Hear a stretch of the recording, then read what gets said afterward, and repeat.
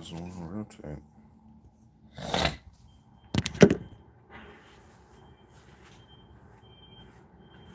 What up, Chris?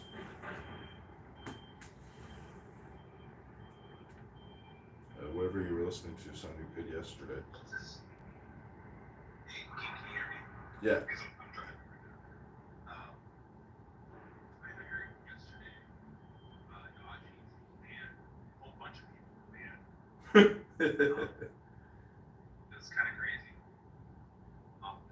I'm surprised. I mean, it usually it's not.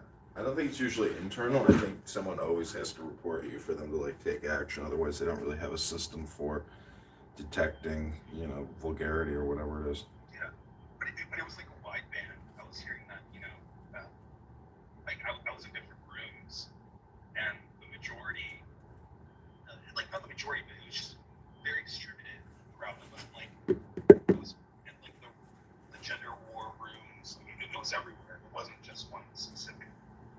Are you sure they were banned or suspended? They notified they were terminated?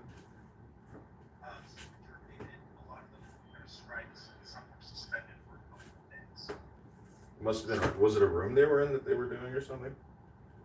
No. It's like, from what I saw, that it was just very. It wasn't like one singular foci. Right. It was very distributed. Yes. So then you think it's management trying to like crack down on offensive actors? I think so. Yeah. But if that was true, they would well, that guy Prince, he always has a party hat. So some people, because of their personalities, could only last like a week.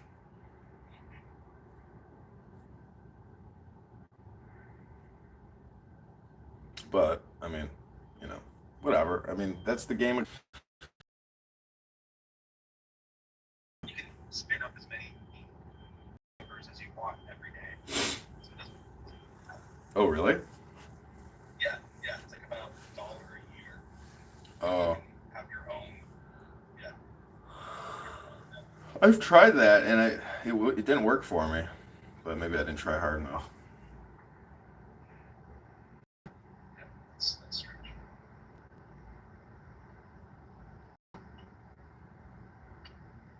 Well, I'm in Kansas City. I'm about to fly back to Chicago.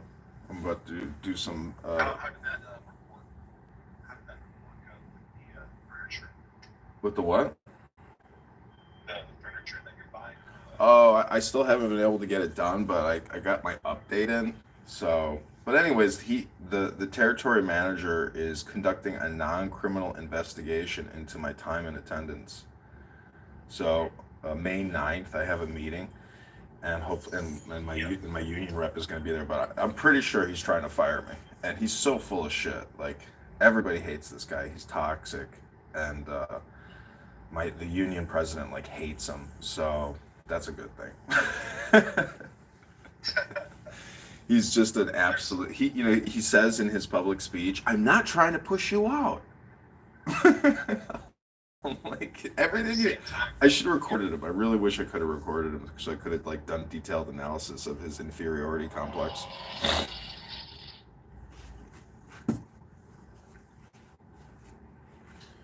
Yeah, recording people has its value. There is some kind of a magical operation in doing recordings.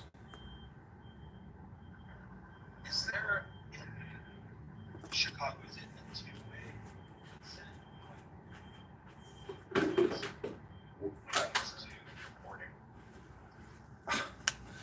I mean, consent. Like, I mean, isn't that just a question of age? No, like consent. Like, oh, like I agree to record this. So it's like one-party consent.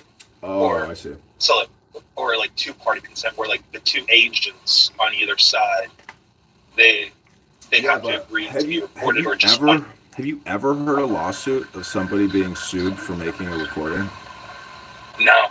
Like you have that one guy who's like taking down the whole entire LGBTQ, CRT, BLM sort of environment here at Washington, like in DC. O'Keefe, right? And all the time he's recording conversations with like potential gay lovers as he pretends to be gay himself. So, if that was a foreign international operation, that's the sort of weak link that I would go after is, the homosexuals in DC. Yeah, I think that's historically always been the thing. Every single government has constantly tried to play that game in DC and get the gay people. But now that gay's in the open, back in the day, you would have actually done what they told you to do because they busted you for being a faggot. Yeah. But now they're just like, oh, it's you! Fuck you!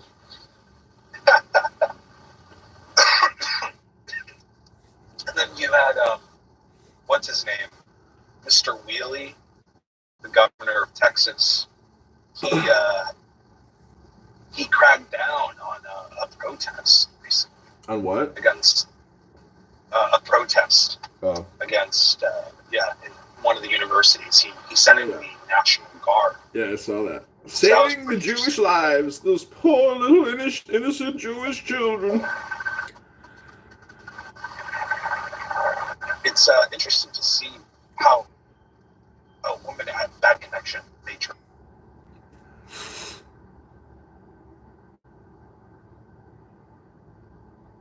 Oh. There was just a red bar there for me temporarily. Can you hear me? Yeah. Yeah. Oh, no.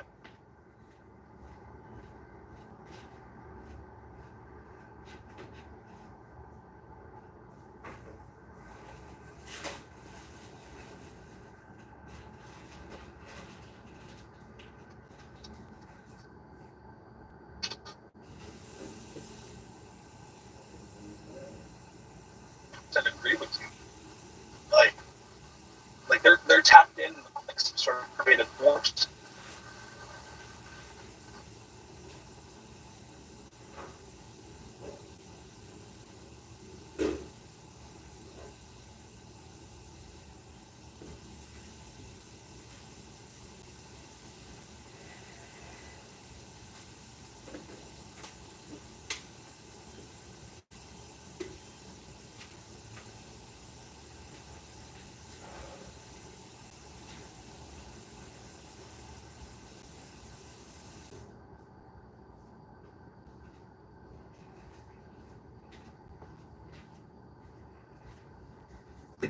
Okay, I'm making coffee, and I am facing where my antagonist resides. So I will project the evocation towards this madman.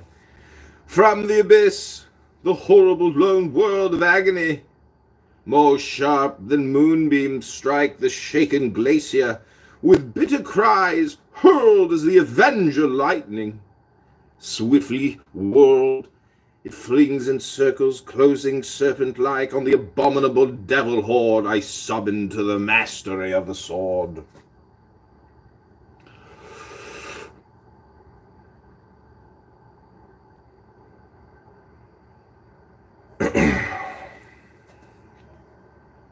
Okay, this is. I'm actually going to recreate this room because I want to retitle it, but you're free. You're welcome to join and listen, but I'm going to read some Crowley poetry before I go.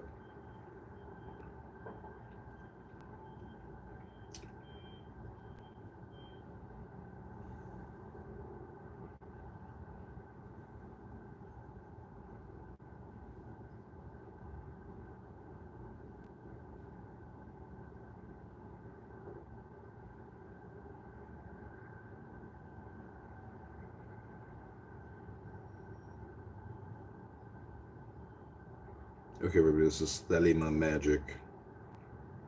Quick spelling of the title.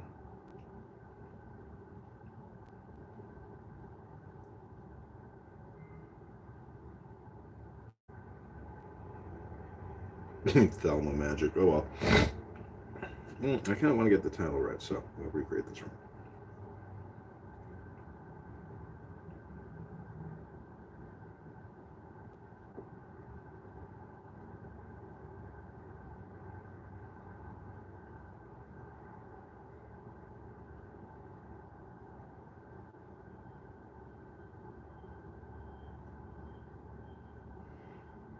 Oh, god damn it, I spelled it wrong again. Son of a bitch.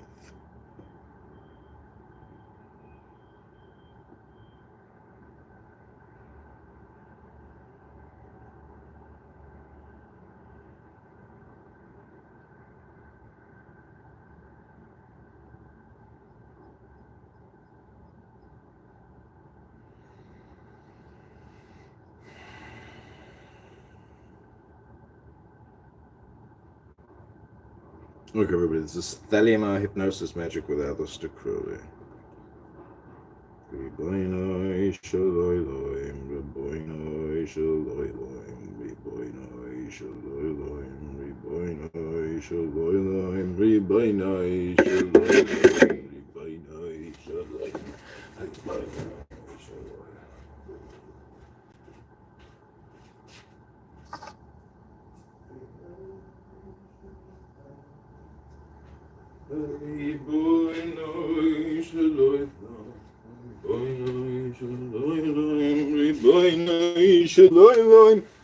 Okay, welcome back to the Thelema Hypnosis Magic with Aleister Crowley. I am looking at HQ, where my antagonizer is trying to ruin my income. So we're going to thought project Aleister Crowley magic directly at that building as I look at it and read the sacred evocation and the silver star of a great beast, that malignant, cancerous troll and smelly farter, Aleister Crowley. Okay, the first one I'm going to read to you is called the Silver Star. Or actually, it's called Aha. This one doesn't have Silver Star in it, but this is Aha. A-H-A, which is a 3-letter word, which I think means like Eureka, or really God. Aha. It's when you get something, it's like mentally. So this is called Aha. There are 7 keys to the great gates, to the great gate, being 8 and 1 and 1 and 8. First, let the body of thee be still, bound by the sediments of will, corpse rigid, thus thou mayst abort the fidget babes that tease the thought. Next, let the breath rhythm be low, easy, regular, and slow, so that thy being be in tune with the great sea's pacific swoon. Third, let thy life be pure and calm, swayed softly as a windless palm. Fourth, let the will to live be bound to the one love of the profound. Fifth, let the thought divinely free from sense observe its entity. Watch every thought that springs, enhance hour after hour thy vigilance, intense and keen, turned inward, miss no atom of analysis. It's funny enough, my boss's name is Adam. Sixth, on one thought securely pinned, still every whisper of the wind. So, like a flame straight and unstirred, burn up thy being in one word. Next, still that ecstasy, prolong thy meditation.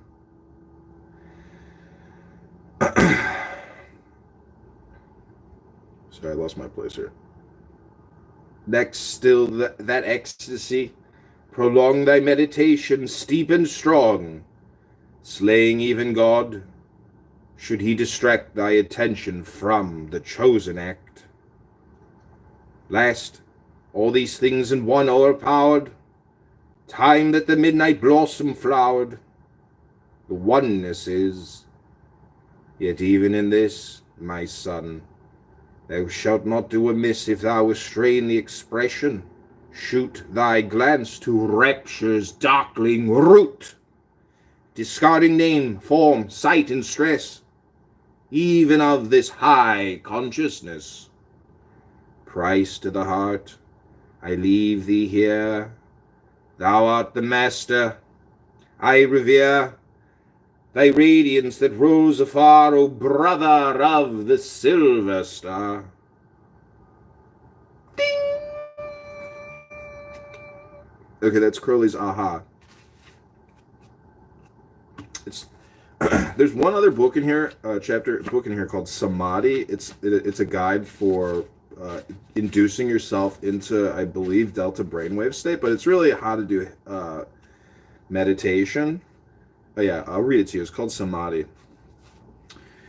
More rubbish has been written about Samadhi than enough. We must endeavor to avoid adding to the heap. Even Patanjali, who is extraordinarily clear and practical in most things, begins to rave when he talks about it. Even if what he said were true, he should not have mentioned it, because it does not sound true, and we should make no statement that is a priori improbable without being prepared to back it up with the fullest proofs. But it is more than likely that his commentators have misunderstood him. The most reasonable statement of any acknowledged authority is that of Yajnavalkya, who says by pranayama, impurities of the body are thrown out, by dharana, the impurities of the mind, by pratyahara, the impurities of attachment, and by samadhi is taken off everything that hides the lordship of the soul. There is a modest statement in good literary form, if we can only do as well as that. In the first place, what is the meaning of the term? Etymologically, sam is the Greek ov, the Greek prefix sin, meaning together with. Adhi means Lord. And a reasonable translation of the whole word would be union with God. The exact term used by Christian mystics to describe their attainment. Now there is great confusion, because the Buddhists use the word samadhi to mean something entirely different, the mere faculty of attention. Thus, with them, to think of a cat is to make samadhi on that cat. They use the word jhana to describe mystic states. This is excessively misleading, for as we saw in the last section, dhyana is a preliminary to samadhi, and of course jhana is merely the wretched plebeian Pali corruption of it. There are many kinds of samadhi. Some authors consider atmadarshana, the universe as a single phenomenon without conditions, to be the first real samadhi. If we accept this, we must relegate many less exalted states to the class of jhana. Patanjali enumerates a number of these states. To perform these on different things gives different magical powers, or so he says. Subnote number 1, the vulgarism and provincialism of the Buddhist canon is infinitely repulsive to all nice minds. And the attempt to use the terms of an egocentric philosophy to explain the details of a psychology whose principal doctrine is the denial of the ego was the work of a mischievous idiot. Let us unhesitatingly reject these abominations, these nastinesses of the beggars dressed in rags as they have snatched from corpses, and follow the etymological signification of the word as given above. Subnote 2, apparently, that is, the obvious results are different. Possibly the cause is only one, refracted through diverse media. Continue on this page 39. These need not be debated here. Anyone who wants magic powers can get them in dozens of different ways. Power grows faster than desire. The boy who wants money to buy lead soldiers sets to work to obtain it. And by the time he has got it, wants something else instead, in all probability, something just beyond his means. Such is the splendid history of all spiritual advance. One never stops to take the reward. We shall therefore not trouble at all about what any samadhi may or may not bring as far as its results in our lives are concerned. We began this book, it will be remembered, with considerations of death. Death has now lost all meaning. The idea of death depends on those of the ego and of time. These ideas have been destroyed, and so death is swallowed up in victory. We shall now only be interested in what samadhi is in itself and in the conditions which cause it. Let us try a final definition. Dhyana resembles samadhi in many respects. There is a union of the ego and the non-ego, and a loss of the senses of time and space and causality. Duality in any form is abolished. The idea of time involves that of two consecutive things that have space, two non-coincident things that have causality, two connected things. These dhyanic conditions contradict those of normal thought, but in samadhi, they are very much more marked than in dhyana. And while in the latter, it seems like a simple union of two things, in the former it appears as if all things rush together and united. One might say that in dhyana, there was still this quality latent, that the one existing was opposed to the many non-existing. In samadhi, the many and the one are united in a union of existence with non-existence. This definition is not made from reflection, but from memory. Further, it is easy to master the trick or knack of jhana, and after a while one can get into that state without preliminary practice. And looking at it from this point, one seems able to reconcile the two meanings of the word which we debated in the last section. From below, jhana seems like a trance, an experience so tremendous that one cannot think of anything bigger, while from above it seems merely a state of mind as natural as any other. Frater P, before he had samadhi, wrote of jhana. Perhaps as a result of the intense control, a nervous storm breaks. This we call jhana. Samadhi is but an expansion of this, so far as I can see. 5 years later, he would not take this view.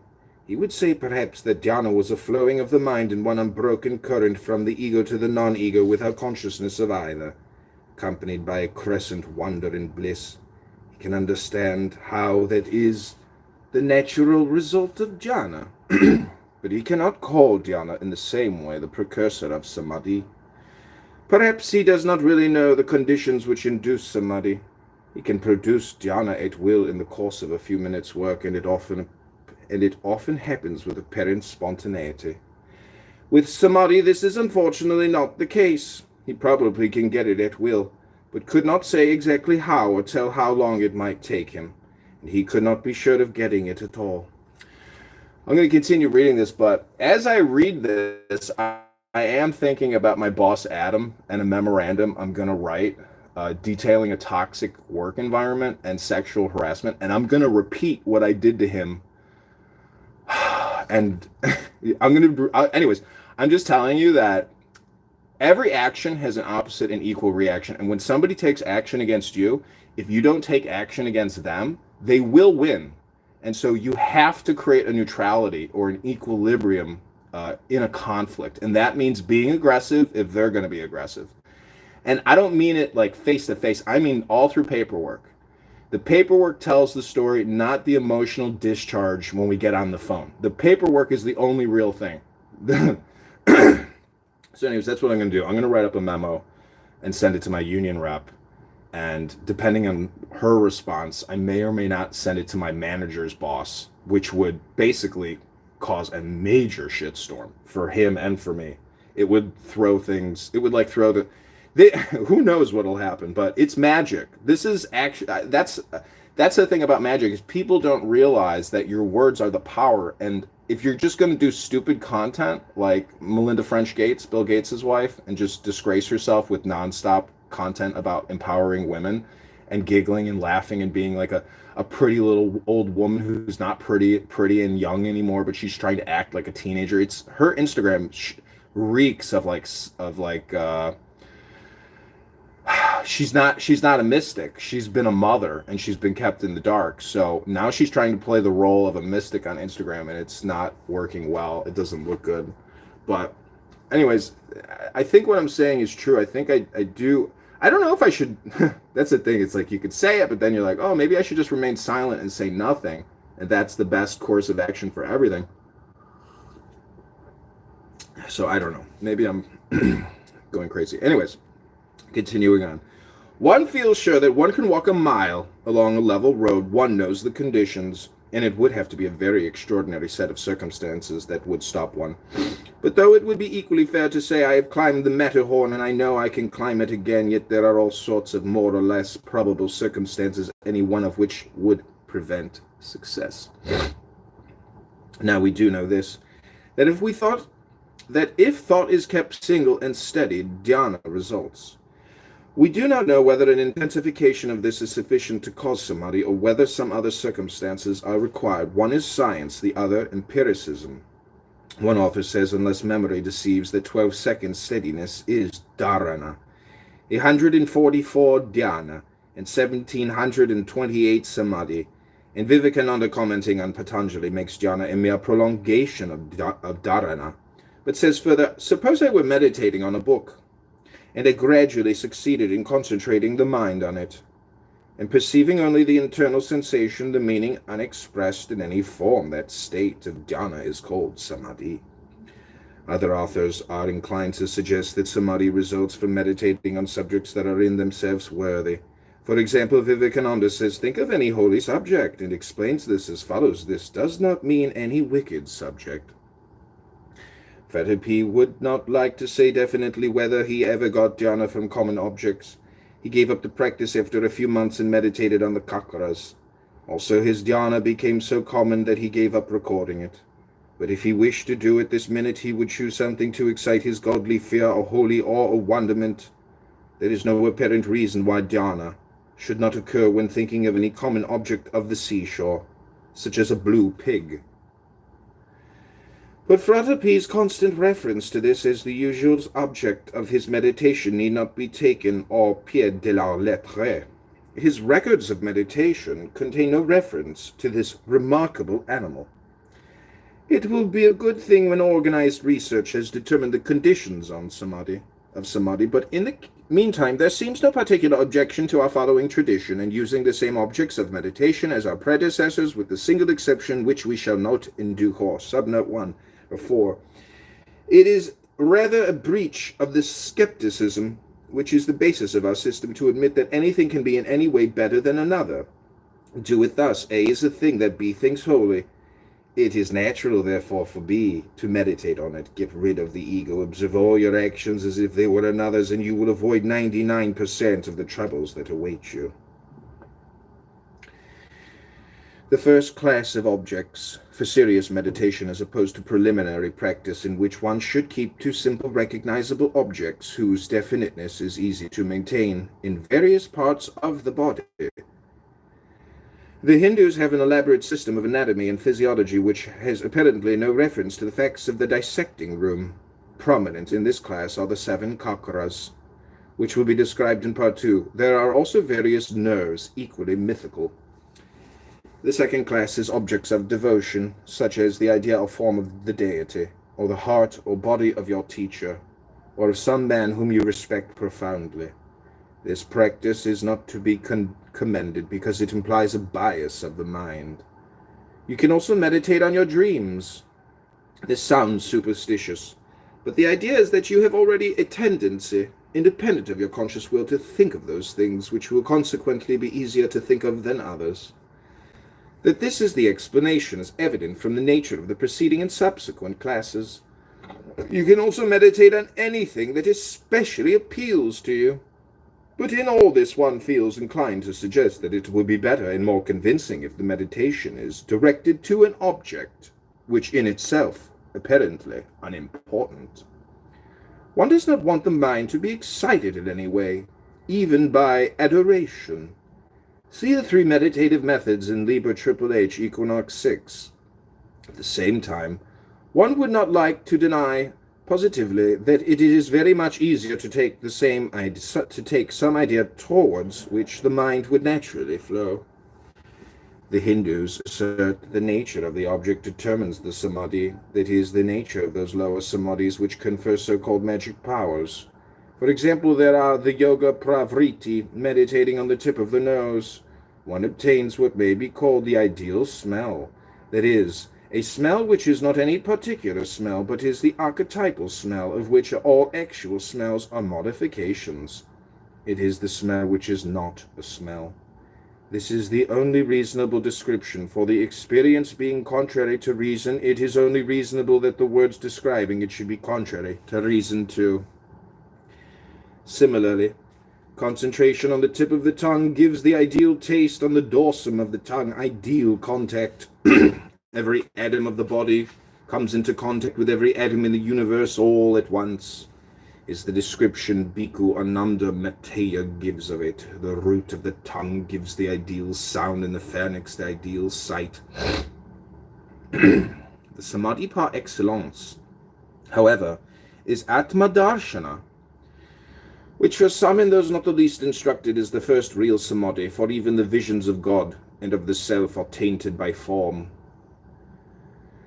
In Atma Darshana, the all is manifested as the one. It is the universe freed from its conditions. Some call it M-theory. Not only are all forms and ideas destroyed, but also those conceptions which are implicit in our ideas of those ideas. Each part of the universe has become the whole, and phenomena and noumena are no longer opposed. But it is quite impossible to describe this state of mind. One can only specify some of the characteristics, and that in language which forms no image in mind, it is impossible for anyone who experiences it to bring back any adequate memory, nor can we conceive a state transcending this.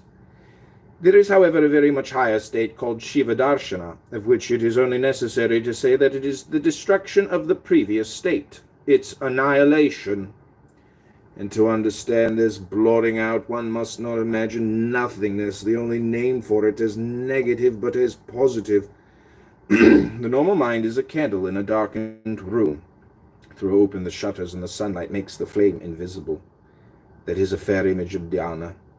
But the mind refuses to find a simile for Atmadarshana. It seems merely ineffective to say that the rushing together of all the host of heaven would similarly blot out the sunlight.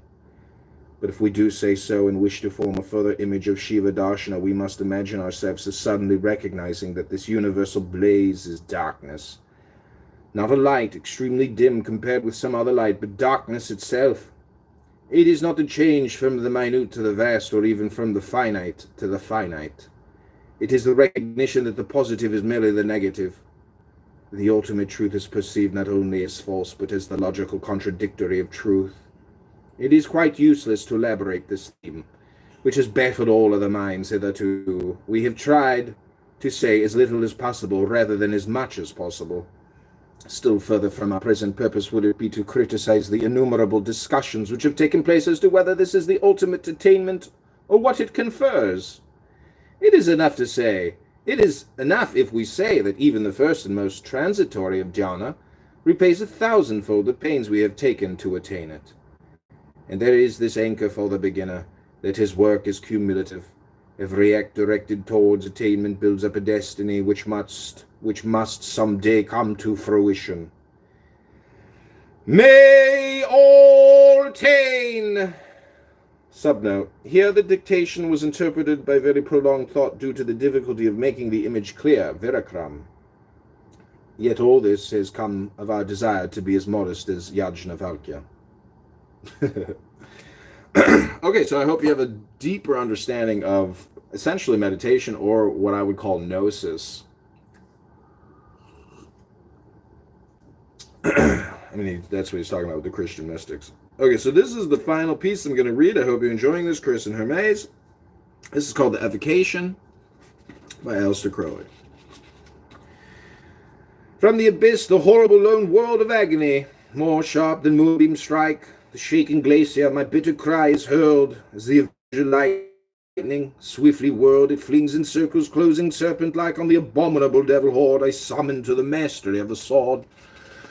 In my white palace, where the flashing dawn leaps from the girdling bastions, where the light flames from the talisman as if a fawn glowed through the thickets, where the soul withdrawn from every element gleams through the night into their darkness palpable, where they lurk from torment of the light of day, swings the swift sword in paths of vivid blue, rings the sharp summons in the halls of fear, flames the great lamen as a fiery dew, falls enchanted music fierce and true. I'm looking at a theater from like the 1900s called Folly. Swings the sword in paths of vivid blue, Rings the sharp summons in the halls of fear, flames the great lumen as a fiery dew, falls the keen chanted music, fierce and true. Beams the bright diamond of the crowning sphere, none may withstand the summons like dead flame, flares darkness deeper and demands its name. Mine eyes peer deeper in the quivering gloom, what horrors crowd upon the aching sight, behold the phantom, icy as the tomb, his head of writhing scorpions in the womb, deadlier terrors how a charnel light gleams on his beetle frame, what poison drips of slime and blood from his disastrous lips, what oceans of decaying water steam for his vast essence, and a voice rose forth with miserable fury from that stream of horror. Thou hast called me by the beam of glory, by the devastating wrath of thine accursed godhead. Tell me then my name, thou hardiest of the sons of men. Thy name is Stay, thou liest. I discern in thee no terror that my spells evoke. Begone, thou wandering corpse of night. Return into the shadowy world. My cymbals burn against thee, shade of terror, go. It spoke, yea, I am human, know my actual truth. I am that ghost, the father of thy youth. Poor wandering phantom, the exultant yell and wolfish howling of all the damned souls, peals from the ravening jaws and gulfs of hell, leaps that foul horror through the terrible extinguished circle of the burning bulls. Then I remember fling the gleaming rod against him, liar, back, for I am God. Back flung the baffled corpse but through the air looms the more startling vision in the night. The actual demon of my work is there. Where is the glittering circle? Where the radiant bowls whose flame rose fiery bright? I am alone in the absolute abyss, no aid, no helper, no defense but this. My left hand seeks the lamen. Once again, fearless, I front the awful shape before me. Fearless, I speak his name. My trembling brain vibrates that word of power. I cry, Amen. Down, dweller of the darkness, and adore me. I am thy master and thy God. Behold, the rose of ruby and the cross of gold. I am thy Savior. The kindling word upsprings the dawn light, and the broken bowls upleaps the glittering circle. Then I heard a hoarse shrill voice, as if some carrion bird shrieked, mightier than the storm that rocks and rolls through desolation. Thou hast known my name. What is thy purpose, master of the flame? I made demand. Through long appalling hours stayed he to tempt and try my adamant purpose. At last the legionary powers behind him sink, afraid his visage lowers. Less menacing, his head is turned aslant in vain. I bid him kneel and swear the earth rocked with the terror of that deadlier birth. He swore, he vanished. The wide sky resounds with echoing thunders. Through the blinding night the stars resume their courses. The bounds of the four-watch towers cry the waking hounds. The night is well. Slow steals the ambient light through all the borders of the universe at that last lifting of my strenuous curse. Slow steals the ambient light. White peace resumes in planet, element, and sign her sway. The twisted ether shapes itself, relooms the benediction, all the faded fumes. With holier incense, in the fervid way all nature rests. With holy calm I blend, blessing in prayer at the appointed end. Ding! Oh. Okay, hope you enjoyed that reading. This has been a 40-minute meditation. God bless you, Chris. God bless you, Hermes, and I hope you have a fabulous day. Really enjoyed that. It's amazing how I've read that like maybe 2-3 times. I had no idea what it was really talking about, but now I have a better idea of what was happening there and what he's doing. So that's the thing. You could read something a couple times, but you're not even aware of what you're reading. because you're A, thinking of other things, or B, you're just not grasping what it's saying, or you can't visualize it. And I feel like that's, that's the thing about reading something out loud or trying to focus on something. It's like focusing, the focus, and the understanding or the knowledge, or sometimes it can take multiple times. And that's the amazing thing about reading a book multiple times, where you're like, God damn, how did I miss it? How did I miss it? And I've read it all these times. It's because you're thinking of something else and you're not focusing. So that's the thing, is how, when you read information, how do you really grasp it every time and not waste your time reading stuff that you can't obtain? So anyways, I hope you enjoyed. It is 7:57. I'm going to head to the airport in 45 minutes. God bless you again. I hope you enjoyed. This has been Thelema Hypnosis. This has been Thelema Hypnosis with Thelema Hypnosis Magic, Aleister Crowley. Thanks, Chris. I'm going to end this room now. This has been a hypnosiscommunication.com incorporated recording. God bless you. Health, wealth, love, and peace of mind. Farewell.